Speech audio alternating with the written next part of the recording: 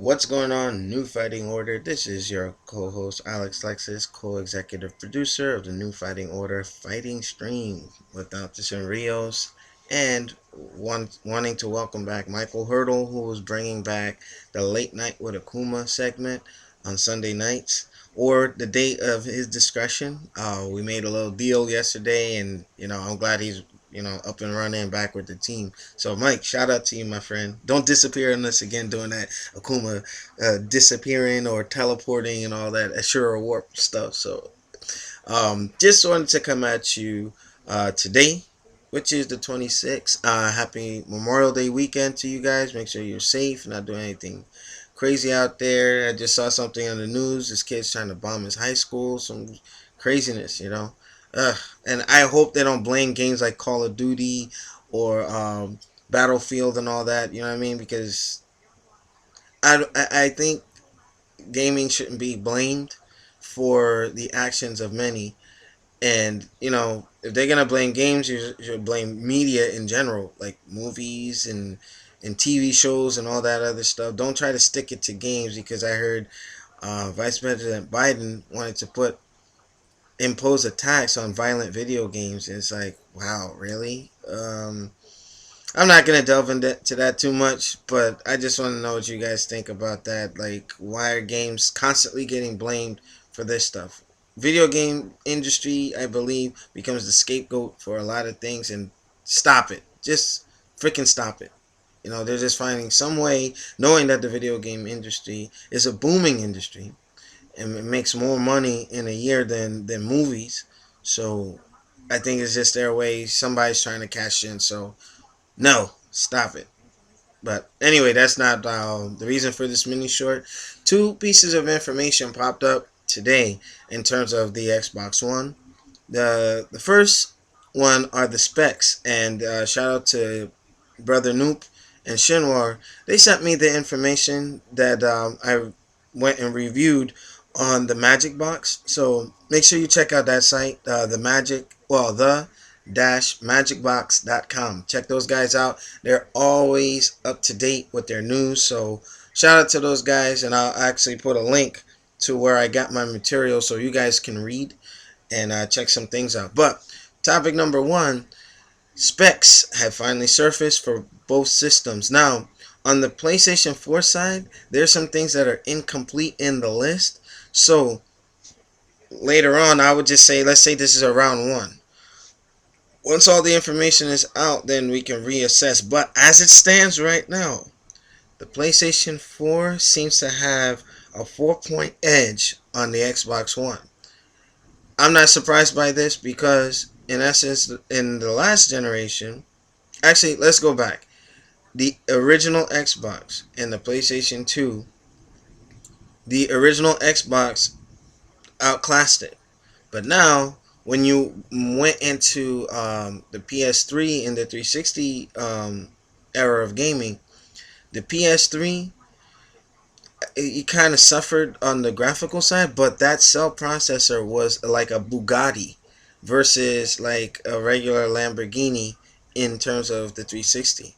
So we knew the 360 had advantages in terms of its GPU, which in essence, you can make things look prettier on it, whereas the PlayStation 3 had raw peak performance, which, you can't deny that was a powerful system.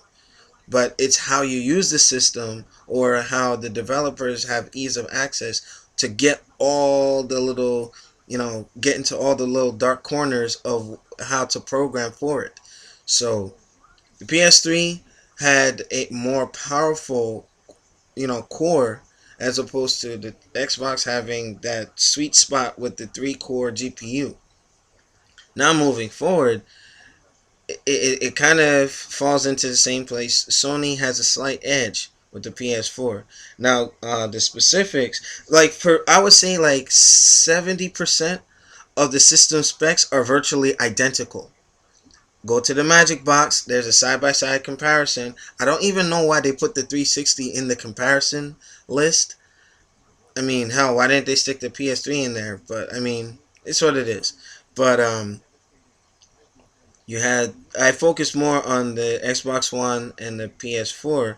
Now, the notes that I took, the GPU cores, now the advantage goes to Sony. They have almost twice the amount of GPU cores, whereas the Xbox One, or the XBO as it's now being referred to as, has 768 with a whopping 1152 on the PlayStation 4.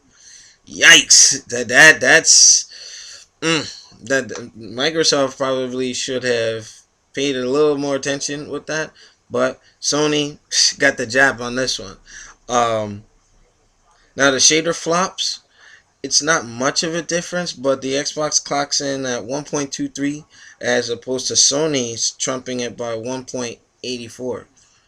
I don't know if the developers can really make a difference. I mean, we have to see games.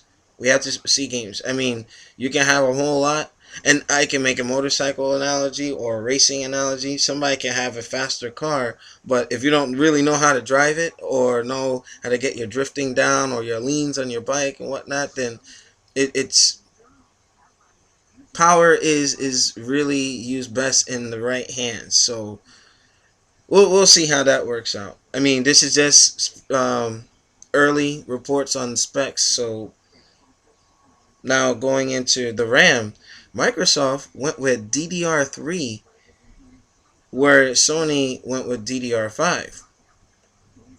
Another edge to Sony. Not to mention their RAM is faster. 2 point what 2133 megahertz as opposed to 5500 megahertz for the PlayStation 4.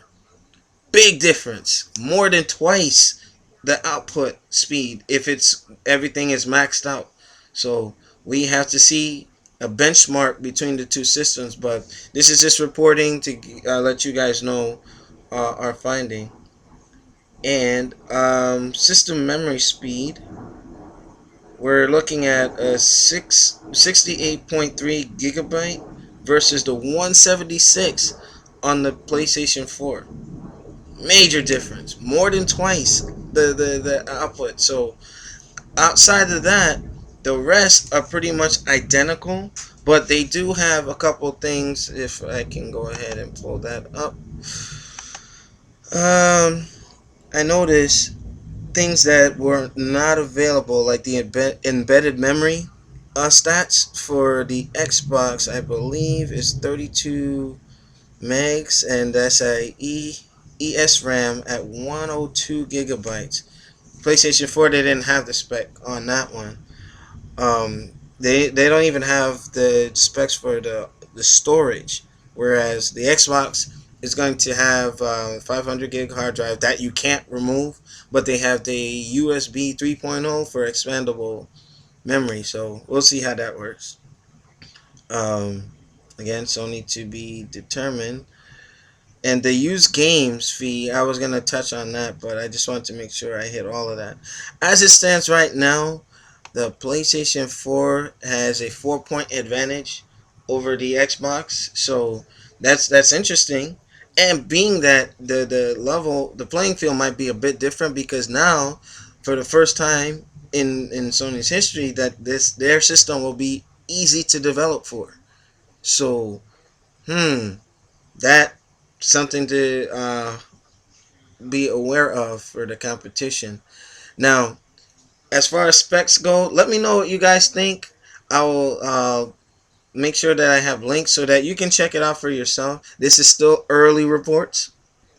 I mean, at this point, I think not much is going to change. The E3 will finally cement everything, because at this point, I don't think they can make much. They can't do anything at this point. They're going into production, mass production soon. So E3, we'll know for sure. The used game policy, they finally shed some light on it. I just want to make sure I'm getting the right info for you guys. The used game policy, as I interpret it, Microsoft is not debunking used games on their system. They design things so that they're a part of the whole used game sale process.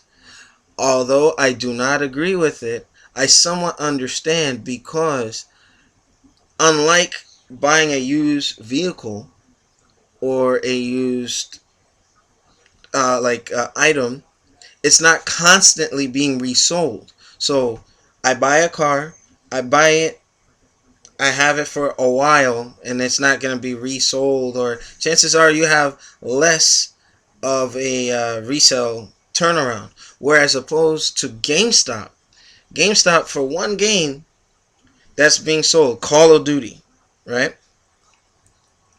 They sell it brand new, and that's it. Somebody, the consumer, will go back, trade it into GameStop. GameStop will turn around. They'll give you, let's say you buy Call of Duty, any of them brand new. You turn around and bring it back the next day after you play campaign. If you're not a multiplayer enthusiast, GameStop will turn around and sell it close to full price. I would say like $10, $5 difference. And you can't deny that because I have a GameStop rewards card. And if you have their rewards card, you can actually, how can I say, get like $5 or $10 off of it, or a good discount. But oftentimes, and Shinwar and the rest of the crew will even tell you this. You can go and look for a new used game, right? And the price would be so close, you might as well get it new. I'm telling you, brother Noop used to work at GameStop, and he can tell you.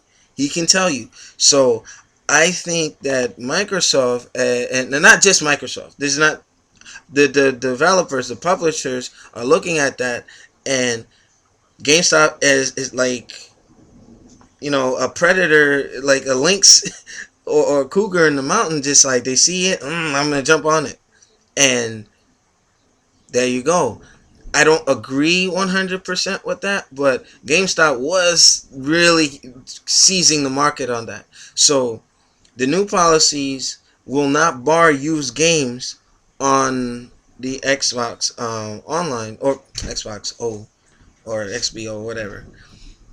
It's just now they're into process. Okay, so they're trying to reduce the revenue that GameStop pulls in for every used game.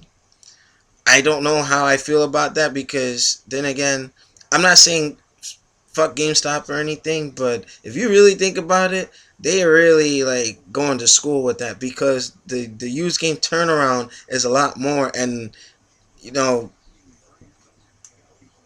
but the good news is things like GameFly, um, rentals and things like that will, I guess, still exist to a degree. No, well, actually, the game rentals, I'm wondering how that's gonna work. It's just up in the air, because like the way that they designed it, the use system, how they're gonna do it, it'll wipe one game from your profile once you sell it to somebody else, and now they have it. Fine, but I wonder how. Hmm. I'm wondering. There's so many questions, so many unanswered things. But Microsoft did shed some information, and I believe it's on the first page for March 24th on the Magic Box. So, I mean, and they release official statements as I'm seeing right now. So make sure you guys check it out. So I'm kind of not as miffed, but here's the thing: when it comes to the used games, you can go. I'll give you a good example. Microsoft, stop that shit. I went and tried to buy a Modern Warfare 3. I already traded it for Black Ops 2. I went and I'm sitting there like, I went on Games on Demand, and that shit was full price. Full price. $59.99. Stop it. Stop it. It's not a new game. It's not the current Call of Duty. This is why I'm kind of still. If Microsoft has too much control over that with the games on demand, the prices are. I mean, they just need to adjust the prices. If somebody does, go ahead and buy a used game or a game on demand or whatever, and it's been out for a period of time, lower the price. Lower the price. This is why they went to GameStop. So if you're trying to really stick it to GameStop, think about it. Do it that way. You know, as time goes, just like any value of a car, the longer it's been out, the lower the value is going to be. Trying to seize that market and control it in that way. Yes, let's say you do, Microsoft, in essence, regain control of that. You make it fair to the consumers because we're the ones paying for it. We're the ones paying for it. But let me know what you guys think. Just in wrap up, I hit the topics on the spec sheet between the two consoles, next gen consoles, and the used game policy.